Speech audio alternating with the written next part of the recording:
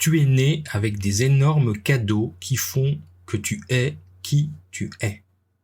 Des cadeaux de la nature qui te rendent absolument unique, parfaitement parfait et parfaitement imparfait.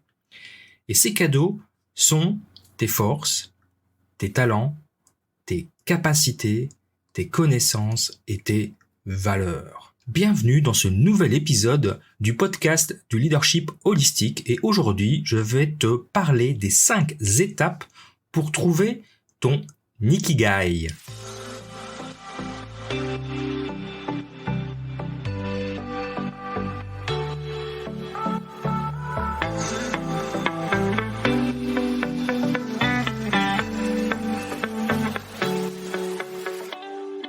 Bienvenue dans le podcast des leaders holistiques. Je suis Christophe, ingénieur, artiste holistique, créateur de l'Académie du leadership holistique. Ce podcast est pour toi si tu es attiré par l'épanouissement personnel, professionnel et spirituel.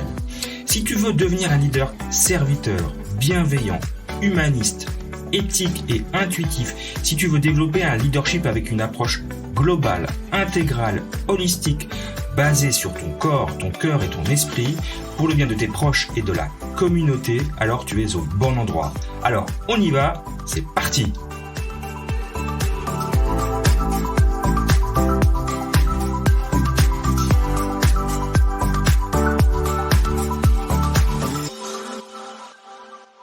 Tu es ici pour utiliser ces cadeaux à bon escient et ne pas les ignorer, ne jamais les reconnaître, de ne pas les exploiter. Non, ce serait du gâchis.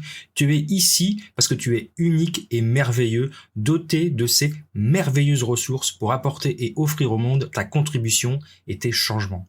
Tu es ici pour les utiliser et contribuer à un monde meilleur. Nourrir le monde extérieur de tes ressources uniques et nourrir ton monde intérieur de bonheur et d'épanouissement. Pour ça, imagine un schéma vertueux et sain où tu offres au monde tes talents et ce que tu aimes faire. Et le monde a besoin de ce que tu as à offrir et te paie pour ces choses. Un schéma vertueux où tu te sens utile, où tu es épanoui et heureux d'échanger tes talents et ce que tu aimes faire avec ceux qui ont besoin de toi. Et ce, contre rémunération. Mais oui. Il existe un croisement, une intersection entre toutes ces choses que je viens de te citer. Il s'agit du fameux Ikigai. Et cet Ikigai devrait te guider dans chaque décision de ta vie. Mais du coup, c'est quoi l'Ikigai ? L'Ikigai, c'est un concept originaire de l'île japonaise d'Okinawa qui abrite la plus grande population de centenaires du monde. Et j'en ai déjà parlé dans un épisode précédent, c'était l'épisode 1 de la saison 3. Et donc je t'incite à écouter le podcast précédent, donc la saison 3, épisode 1 concernant l'Ikigai, qui va te donner un peu plus de concepts concernant ce concept, du coup, cette philosophie d'Ikigai. Les habitants d'Okinawa vivent à travers ce concept de l'Ikigai, et ce serait le secret de leur longévité. Alors pourquoi pas nous en inspirer, nous occidentaux ? Lorsque tu trouves ton Ikigai, tu peux répondre à ces questions. Pourquoi est-ce que je me lève le matin ? Quel est le sens à ma vie ? Quel est le sens de ma vie ? Quel est le sens de la vie ? À quoi est-ce que je contribue dans ce monde ? Qu'est-ce que je peux apporter au monde ? Pourquoi suis-je vraiment doué ? Qu'est-ce que j'aime vraiment faire dans la vie ? Ce sont toutes des questions qu'on devrait se poser et dont on devrait être capable de répondre à un moment donné dans notre vie. Et ça pourrait peut-être, pour des raisons personnelles ou professionnelles, et les deux. C'est encore mieux si c'est les deux. Le concept japonais d'Ikigai répond à ces questions en trouvant ta raison d'être, ta raison de te lever le matin. Parce que ça signifie, en japonais, clairement, joie de vivre, raison d'être et raison de se lever le matin. Donc, ça parle de soi. Donc l'Ikigai, comme je l'ai dit, ça se trouve au croisement de 4 éléments. Premièrement, c'est la notion de passion. Quelle est ma passion ? Qu'est-ce que j'aime faire ? Qu'est-ce que j'adore faire ? Et qui me donne de l'enthousiasme lorsque je l'ai fini, lorsque je l'ai fait. Ça, c'est le premier. La deuxième, c'est la mission. C'est de quoi le monde a besoin. Qu'est-ce que je peux faire dont le monde a besoin ? Comment puis-je apporter ma contribution au monde et aux autres ? Le troisième élément, c'est la vocation. C'est en quoi je suis doué, c'est quoi mes talents. Et enfin, la quatrième, c'est la profession, c'est pourquoi est-ce que je peux être payé. Parce que bien, il faut bien vivre, bien évidemment. Donc l'ikigai, ton ikigai, se trouve au croisement de ces 4 éléments, à la réponse à ces 4 questions. Et la majorité des personnes aujourd'hui ne connaissent pas ce concept et prennent des décisions dans leur vie qui n'englobent pas l'entièreté de ce schéma de l'ikigai, mais s'attardent seulement sur un ou deux aspects.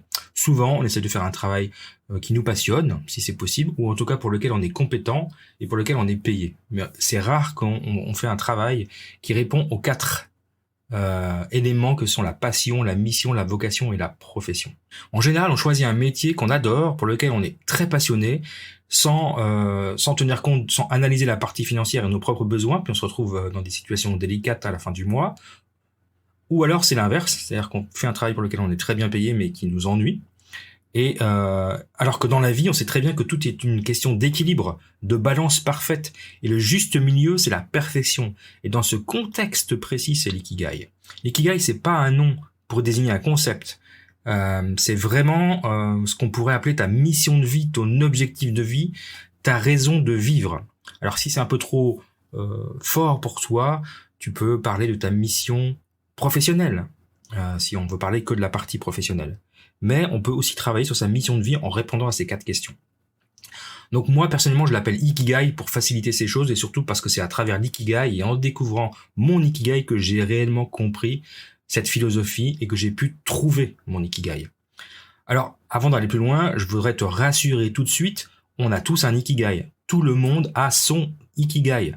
Et c'est ça qui est frustrant finalement et qui me frustre moi puisque sachant cela, je vois des gens qui sont malheureux, qui ne sont pas épanouis dans leur travail et dans leur vie, alors que avec un petit peu de travail sur soi, et en tout cas une conscience de l'ikigai, ces personnes pourraient vivre tellement mieux. Et tu en fais peut-être partie. Parce que beaucoup de personnes se compliquent la vie et se mettent des bâtons dans les roues à pratiquer un métier qu'ils n'aiment pas, à faire des jobs qu'ils n'aiment pas, alors qu'il suffirait qu'ils se posent et réfléchissent à leur ikigai pour trouver leur parfait équilibre, pour trouver leur raison de se lever le matin. Puis lorsqu'on ne connaît pas son ikigai, on perd sa motivation de se lever le matin. On se lève tous les matins comme des robots juste pour gagner une somme d'argent. C'est loin d'être une raison suffisante pour être motivé de se lever à 5 heures du matin. On est bien d'accord. Ou encore se lever et faire un job qu'on adore, mais pour lequel on gagne pas grand chose, on est mal payé, ça crée des problèmes et des soucis derrière, c'est démotivant. Donc à force, on en vient souvent à ne plus trouver de sens à sa vie, à se sentir inutile, voire nul. Et si je vous raconte ça aujourd'hui, c'est parce que moi, je l'ai vécu personnellement. Et ça fut une phase très compliquée. Et j'ai eu beaucoup de mal à me dire que je m'étais peut-être trompé pendant plus de 20 ans. En fait, pour tout vous dire, pour raconter ma petite histoire, moi je rêvais enfant. D'abord, quand j'étais enfant, je rêvais d'être boulanger. Comme mon parrain, je me rappelle très bien que j'avais fait, je devais avoir 8 ou 9 ans, un exposé complet sur le blé, sur le pain. J'étais vraiment passionné. Et puis, en grandissant, je me suis rendu compte que j'étais plus intéressé par l'écriture et en fait, je voulais devenir romancier. Et ça m'est resté très longtemps. Je m'imaginais écrire dans une grande tour, un manoir avec vue sur l'océan, être une sorte d'écrivain un peu reclus. Mais voilà, j'ai grandi, j'ai écouté en particulier la famille. J'ai avancé tête baissée en suivant bêtement le chemin qu'il fallait suivre, celui qui ferait plaisir à papa, celui qui allait le rendre fier de moi. Vous savez, donc ce job qui vous rapporte un excellent salaire à la fin du mois et où le marché du travail n'est pas saturé, où il y a des débouchés. C'est ce que j'ai fait. J'ai avancé tête baissée sans me questionner réellement sur mon ikigai parce que je connaissais pas du tout ce concept. Et c'est pour ça que je suis devenu ingénieur. Alors évidemment, je suis conscient qu'il y a pire comme métier et que j'aurais pu m'en contenter parce que tout le monde n'a pas la chance de faire des études et de devenir ingénieur. J'en conviens. Mais j'en suis venu à me retrouver dans une situation confortable où je gagnais bien ma vie, mais où je ne prenais plus de plaisir et je commençais même à me sentir inutile. J'avais l'impression que je servais à rien pour le monde et que je n'avais rien à apporter au monde extérieur. Du moins, c'est le sentiment que j'avais. C'était ma crise pré-quarantaine. Je travaillais pour un grand fabricant de semi-conducteurs européens. J'étais un manager reconnu, apprécié. J'avais une belle situation, mais produire contribuer à la production de puces électroniques par millions ne me rendait pas fier de moi finalement. J'y voyais pas de sens. Je travaillais pour le grand consumérisme et ça m'apportait pas de sens. Je me disais à quoi ça sert ce que je fais. Et tout cela parce que en fait j'avais pas réellement avancé en me posant les bonnes questions et sans avoir connaissance de mon ikigai. On m'a toujours dit quand j'étais jeune que faire un métier qu'on aime, qui paie et qui est utile, bah ça n'existe pas en fait. C'est un espèce de rêve. En tout cas, c'était pas forcément pour moi. Et je l'ai pensé très fort et j'ai cru en cette phrase. Et tout le monde pense ça, non? Eh bien, détrompez-vous. Ça existe et j'en suis la preuve vivante. J'ai trouvé mon ikigai et depuis, ma vie a pris un réel tournant. Alors, j'exerce toujours une profession de salarié, comme vous le savez, hein, je travaille pour l'hôpital, ce qui apporte déjà plus de sens à ma vie, mais c'est pas encore mon ikigai. Mon ikigai, c'est vraiment l'Académie du leadership holistique. C'est vraiment ce que je suis en train de créer, c'est faire ces podcasts, c'est transmettre mon message au monde, et c'est animer une communauté autour de moi et autour de toutes les valeurs et les concepts que je défends. Alors, maintenant que je vous ai raconté tout ça, comment tu vas trouver ton ikigai en 5 étapes. Alors ça peut paraître simple, mais ça demande un petit peu de travail. Donc maintenant que tu as compris ce que c'était que l'ikigai, comment trouver cet ikigai? Donc dans cet épisode, c'est la méthode que je vais apporter en 5 étapes. La première étape, c'est d'abord apprends à mieux te connaître toi-même. C'est vraiment essentiel. Qui es-tu vraiment? Quels sont tes traits de personnalité? Quelles sont tes plus grandes qualités? Quelles sont tes plus grandes forces? Quelles sont tes valeurs fondamentales? Quels sont tes besoins dans ta vie? Et vous voyez, toutes ces questions que je te pose, sont les questions positives. Je te demande pas tes défauts. Je te demande pas les choses que tu sais pas faire. Je te demande vraiment de réfléchir à tes grandes qualités, à tes forces, à tes valeurs fondamentales. Et ça, c'est vraiment la pierre angulaire pour commencer ton travail sur ton ikigai. Avant même d'entreprendre le chemin pour découvrir quel est ton ikigai, tu dois savoir qui tu es vraiment. Parce que l'ikigai, c'est quelque chose de très personnel et ça peut pas venir de la vie des autres. Même si les autres peuvent t'aider à apporter un certain regard sur toi, ça vient quand même de toi. C'est à toi seul d'apprendre à te connaître toi-même et à faire tomber le masque ou les masques que tu portes pour t'adapter à la société et aux autres. Et quand tu auras fait tomber ces masques, quand tu auras vraiment compris qui tu étais, alors tu pourras faire un travail honnête avec toi-même sur ton ikigai. Avant ça sert à rien parce que tu vas répondre aux questions avec des masques. En fait, ça ne sera pas ton vrai toi. Une fois que tu auras tous les éléments en main, tu sauras un peu mieux tes points forts et ce qui fait ta personnalité, alors tu pourras passer à l'étape suivante. La deuxième étape, c'est de réfléchir à tes rêves d'enfance. Souviens-toi de tes plus grands rêves d'enfance. Quel était le métier de tes rêves? Moi, j'ai partagé avec ça tout à l'heure. Je voulais être romancier. Alors, est-ce que c'est ça ton rêve? Est-ce que c'est être écrivain? Est-ce que c'est ou est-ce que c'était, quand tu étais enfant? Est-ce que tu étais joueur de foot professionnel? Est-ce que tu voulais être médecin? Est-ce que tu voulais être pilote d'avion? Est-ce que tu voulais être pompier? Bref, tous les métiers qui font un peu rêver les enfants. C'est intéressant de se replonger dedans parce que souvent, quand même, ça donne quelques petites orientations de ce que peut-être tu aimerais vraiment faire. Et puis tu te poses la question du pourquoi. Pourquoi tu adorais faire ça quand tu étais enfant? Qu'est-ce que tu adorais faire quand tu étais enfant? Est-ce que tu aimais dessiner? Est-ce que tu aimais danser? Est-ce que tu aimais chanter? Est-ce que tu aimais grimper dans les arbres? Voilà, qu'est-ce que tu aimais faire quand tu étais enfant? Ça va te donner aussi d'autres pistes. Et toujours te poser la question du pourquoi. Et puis ensuite, tu te demandes à quel jeu tu aimais jouer quand tu étais enfant. Est-ce que tu aimais faire des puzzles tout seul, au calme? Est-ce que tu aimais créer des chorégraphies ou créer des jeux? Moi, quand j'étais enfant, je créais des jeux. Créer des pièces de théâtre. Est-ce que tu aimais te déguiser? Voilà, quel type de jeu tu aimais faire quand tu étais enfant? Ça te donnera aussi des pistes. Et puis te demander du pourquoi. Retourne dans tous tes souvenirs d'enfance. Essaie de comprendre quels étaient tes rêves d'enfant. Enfant, on a tous l'esprit clair et on écoute davantage nos besoins et nos envies. En grandissant, on rentre dans le moule et on fait ce qu'on doit faire car on se persuade que nous avons des obligations à tenir. Et on ne se laisse plus rêver. Voilà pourquoi une partie de la réponse de ton ikigai se trouve dans ton enfance. La troisième étape, c'est rédige une liste non exhaustive de tout ce que tu rêves de faire. Fais la liste de ce que tu aimes faire, ce dont tu rêves faire et ce que tu veux faire, mais n'ose pas. Bref, note tout sur une liste, même les éléments les plus fous, même ce que tu sais que tu ne feras jamais. Ça peut t'aider à ouvrir ton esprit et à t'amener sur d'autres pistes. En fait, tu brainstormes avec toi-même. J'en sais rien, moi, par exemple, chanter en duo avec Beyoncé, par exemple, sauter en parachute, écrire un livre, monter dans un ballon, apprendre à peindre ou à jouer de la musique, peu importe. Rédige toute cette liste. On appelle ça un peu la bucket list, les choses que tu aimerais faire avant de mourir. Ça, c'est super intéressant parce que ça va t'aider dans plein de domaines. Ça, c'était la 3e étape. La 4e étape, c'est de remplir ce fameux schéma de l'ikigai. Il est composé de 4 cercles qui se croisent en son centre. Alors pour ça, je t'ai préparé un PDF avec le schéma de l'ikigai et puis cette méthode que je te propose aujourd'hui, donc la transcription complète de cet épisode, que tu pourras télécharger. Donc le lien, il est dans la description. Donc, pour pouvoir remplir ton ikigai, tu auras un schéma, c'est assez simple, tu verras.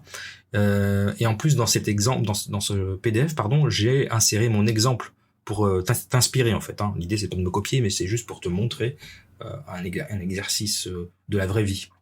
Donc, comme je l'ai dit, le lien est dans la description. Donc, ces 4 gros cercles, c'est qu'est-ce que tu aimes faire, quels sont tes talents, qu'est-ce que le monde a besoin de ta part, et pourquoi pourrais-tu être payé? Voilà, c'est les fameux 4 cercles. Une fois que tu auras listé les éléments par question, alors tente de faire un lien entre les 4 listes. Et c'est là un peu le plus difficile à faire. Il faut prendre le temps de le faire. Ce que j'explique très bien dans ma formation, en lien avec l'ikigai et mon académie du leadership holistique. Et la 5e étape, c'est comprends que rien n'est impossible. Souvent, après avoir terminé de remplir le schéma l'ikigai, on découvre avec étonnement son ikigai. Des fois, ça nous saute aux yeux. Des fois, ça prend plus de temps. Il se peut qu'on trouve un ikigai absurde, ou en tout cas, on va se dire, c'est impossible, jamais je pourrais faire ça de ma vie, je suis trop vieux, ou je suis pas assez ci, ou je suis pas assez ça. Parce qu'on se crée des croyances limitantes et on abandonne. On a cette méchante et stupide croyance que ce qui nous fait vivre, c'est-à-dire ce qui paye nos factures et nos loyers, doit être chiant et difficile. Mais c'est faux. D'ailleurs, j'utilise pas le mot travail dans mon vocabulaire. J'utilise l'expression création de valeur. Je suis un créateur de valeur. Pourquoi? Je vais te dire. Est-ce que tu connais l'étymologie du verbe travailler? Le verbe travailler provient du latin tripaliare, qui signifie torturer, qui est lui-même un dérivé du nom tripalium, qui désigne un instrument de torture à 3 pales. Donc autant vous dire que le travail, dans le mot travail, travailler, il y a à l'origine des notions de torture, de souffrance et de douleur. Vous comprenez un peu ce qu'on nous met dans le cerveau avec ces mots. Donc bannissez-le de votre vocabulaire, de votre pensée, n'utilisez plus le mot travail. Donc, enlève-toi de la tête que ta vie se résume à ça, trouve ton ikigai et mets-le en place dans ta vie. Et pour finir, je vais te prouver qu'aucun métier n'est impossible et que peu importe ton ikigai, il existe une manière de l'exercer en tant que métier. Je te donne la liste non exhaustive des 12 métiers les plus cool du monde, selon moi, bien sûr. Numéro 1, et ce sont de vrais métiers qui existent. Numéro 1, gardien d'une île paradisiaque. Vous avez tous vu cette petite annonce. Chaque année, ou tous les 2 ans, je ne sais plus, l'annonce paraît, je crois que c'est dans le côté de l'Australie, où on ouvre ce job pour être gardien d'une île paradisiaque. En 2, moniteur de plongée sous-marine. En 3, développeur de glace. Oui, créer des nouveaux parfums de glace. Pourquoi pas. En numéro 4, encore mieux, testeur de lit. Numéro 5, testeur de toboggan aquatique. Numéro 6, un de mes préférés, testeur de lune de miel. C'est juste génial, je trouve.